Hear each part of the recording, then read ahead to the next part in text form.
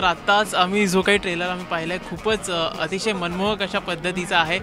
Trailer पाहिल्यावरती खूप comedy आहे का आणखीन काय गमती जमती होणार आहेत या सगळ्या गोष्टी आम्हाला आत्ता रिव्हील झालेला आहे. पण तत्पूर्वी माझा एक प्रश्न आहे तो म्हणजे ह्या पोस्टरच्या संबंधी काय आहे या पोस्टर मागची गंमत. इथे अनेकांना असं इंजिनियर्स किंवा तिकडे वेटेनरी डॉक्टर अशा पद्धतीचं त्यांना हे करण्यात आलेलं आहे. काय सांगाल? भारत गणेशपुरे एका मुकुटामध्ये तुम्हाला दिसतोय. याचं कारण त्याचं नाव आहे देव ब्रह्मे. ब्रह्मदेव वर स्वर्गात गाठी बांधतो आणि या इकडे खाली म्हणजे तो लग्न नोंदणी अधिकारी आहे आणि म्हणून त्याला गंमत म्हणून आम्ही ब्रह्मदेवाचं मुकुट दिलेलं आहे. त्याच्यानंतर प्रदीप आणि सुप्रियानी जे काही सायंटिफिक इंजिनियरचे सगळे पेहराव केलेला आहे कारण ते सत्याचे आईवडील आहे. जो सोलर सायंटिस्ट आहे त्याची सोलर पॅनलची फॅक्टरी आहे त्यामुळे त्याचं एक प्रतीक म्हणून आम्ही त्यांच्या डोक्यावर त्या वस्तू दिलेल्या आहेत. आणि सावित्री जी आहे ती प्राण्यांची डॉक्टर आहे आणि प्राण्यांसाठी जीव ओतून काम करणारी आहे. आणि सुनील अभ्यंकर आणि पौर्णिमा हे तिचे पालक आहेत आणि म्हणून त्यांना आम्ही प्राण्यांचे काम दिलेले आहे. अशी ती गंमत आहे सर. सर एक गोष्ट आम्हाला तुमच्या चित्रपटांमधून दिसते ते म्हणजे कुठलाही विषय असून दे तो अतिशय खेळकर आणि मिश्किल शैलीमध्ये पुढे घेऊन जाणं. तर हे याच चित्रपटात आम्हाला दिसणार आहे का? अर्थातच. आणि केवळ मिश्किल नाही तर धमाल विनोदी ह्या प्रकारचा हा चित्रपट आहे. अशा प्रकारचा रस मी पहिल्यांदाच करतो आहे.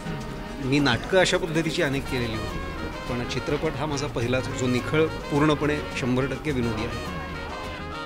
या कलाकारांची एकूणच निवड करताना म्हणजे काय डोक्यात होतं? काय आज कलाकारांची निवड करावीशी वाटली आणि हे आपल्या भूमिकांना न्याय देतील का या सगळ्या गोष्टी तुमच्या मनात आल्या असतील?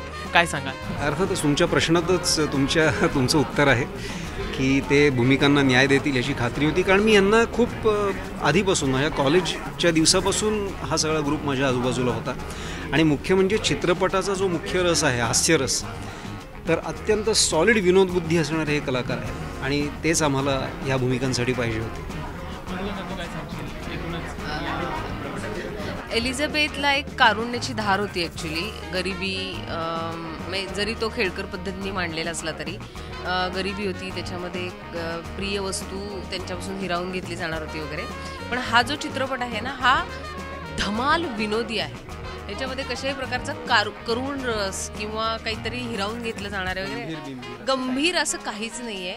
आणि ह्याच्यामध्ये ही फक्त हिरो हिरोईनची गोष्ट नाही आहे तर ही दोन कुटुंबांची गोष्ट आहे.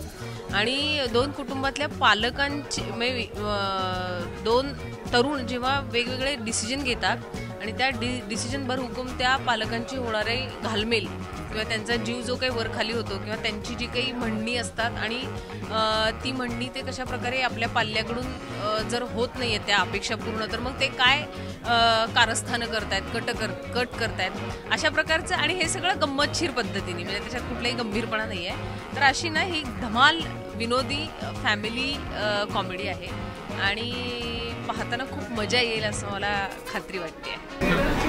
सर असा एक कोणता ह्याच्यामध्ये पार्ट होता की जो सर्वात तुम्हाला चॅलेंजिंग वाटलेला? कारण का एकतर सायंटिफिक असं कुठेतरी म्हटलं गेलेलं आहे तर नक्कीच कुठे ना कुठे चॅलेंजेस असतात पण काय विशेष या फिल्ममध्ये तुम्हाला काय जाणवलं? ॲक्च्युली लिहितानाच एक आव्हान आम्ही स्वतःवर लादून घेतलं ते असं की ही प्रेमकथा जी आहे ती इतर प्रेमकथांसारखी अजिबात होता कामा नये.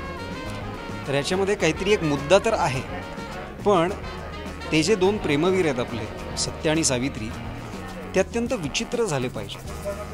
आणि अशा पातळीवर विचित्र की त्यांचं आधी प्रेम आहे ते त्यांच्या कामावर. आज बाकीच्या प्रेमकथांमध्ये आपल्याला बहुसंख्य प्रेमकथांमध्ये आपल्याला निरुद्योगी प्रेमवीर पाहायची सवय लागलेली आहे की ते काहीही काम करत नाही. ह्या प्रेमकथेमधले प्रेमवीर हे पहिल्यांदी काम करतात आणि एकमेकांच्या कामामुळे ते आकर्षित झालेले आहेत. तर अशा प्रकारचा एक डूब देण्याचा आम्ही प्रयत्न केलेला आहे. नक्कीच. आता एक शेवटचा प्रश्न तो म्हणजे अशी कोणती कारणं आहेत ज्यासाठी प्रेक्षकांनी हा सिनेमा पाहावा? काय वेगळेपण आहे काय सांगाल? अरे बापरे असं मला फार वर्णन नाही करता येणार माझ्याच तोंडून माझ्या सिनेमात. नाही वर्णन असं नाही पण मी असं म्हणेन की हसण्यासाठी एन्जॉय करण्यासाठी स्ट्रेस विसरण्यासाठी आणि ज्यांना गंमत आवडते आणि त्याचबरोबर ज्यांना काहीतरी मजा आणि फॅमिली ओरिएंटेड ज्यांना चित्रपट पाहायला आवडतात त्या लोकांनी नक्की यावं. त्यांना खूप मजा येईल याच्यामध्ये. हे बघा, चित्रपट कुठल्याही प्रकारचा असो, तो जर तुमची पकड घेणारा असेल तर तो चांगला चित्रपट, बरोबर आहे. विनोदी चित्रपट असेल तर सोन्याहून पिवळं आपण म्हणतो, कारण मग त्याच्यामध्ये लोकांना हसायला मिळतं, करमणूक होते, विरंगुळा मिळतो. पण एखादी चांगली मर्डर मिस्ट्री असेल तर तीही आपल्याला आवडतेच. तेव्हा विषय आशय कुठलाही असो तुमच्या चित्रपटाचा, चित्रपट म्हणून तो असा पकड घेणारा झाला पाहिजे.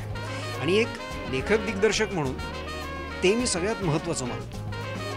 बाकी गोष्टी आहेतच विनोदी आणि ते सगळं येतच बरोबर, पण सगळ्यात एक चित्रपटाची भाषा म्हणून, चित्रपट म्हणून तो जास्त असा मस्त पकड घेणारा झाला पाहिजे.